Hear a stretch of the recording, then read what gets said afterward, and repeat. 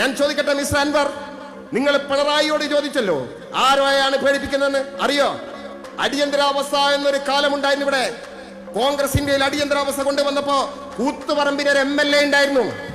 MLA ആയിക്കൊണ്ടിരിക്കെ പാതിരാത്രിയുടെ മറവിൽ കേരളത്തിന്റെ police arrest ചെയ്ത് കൊണ്ടുപോയി തലശ്ശേരി പോലീസ് സ്റ്റേഷനില് ലോക്കപ്പിലിട്ട് ഇടിച്ച് ചവിട്ടി മതിക്കുമ്പോ ഓരോ തവണയും നിലത്ത് വീഴുമ്പോ അമ്മേ എന്ന് നിലവിളിക്കാതെ ഇൻകുലാബ് സിന്ദാബാദ് എന്ന് വിളിച്ച ആ മനുഷ്യന്റെ പേര് മുണ്ടയിൽ കോരന്റെ മകൻ പിണറായി വിജയൻ. മുണ്ടയിൽ കോരന്റെ മകൻ പിണറായി വിജയൻ.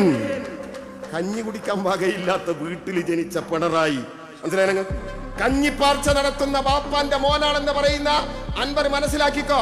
അന്ന് ഒരുത്തന്റെ മുമ്പിലും കീഴടങ്ങാതെ ചോരയിൽ കുളിച്ച് ബോധം കെട്ട് വീണിട്ട് ആ ചോര അണിഞ്ഞ കുപ്പായവുമായി കേരളത്തിന്റെ നിയമസഭയിൽ പോയി കേരളത്തിന്റെ ആഭ്യന്തരമന്ത്രി എന്ന കരുണാകരന്റെ മുഖത്ത് നോക്കി, മിസ്റ്റർ കരുണാകരൻ, നിങ്ങൾക്ക് എന്റെ നട്ടെല്ല് ചവിട്ടി തൊടിക്കാം, പക്ഷേ തന്റെ മുമ്പിൽ നട്ടെല്ല് വളർക്കാൻ എനിക്ക് മനസ്സില്ലടോ എന്ന് പറഞ്ഞവന്റെ പേര് പിണറായി വിജയൻ.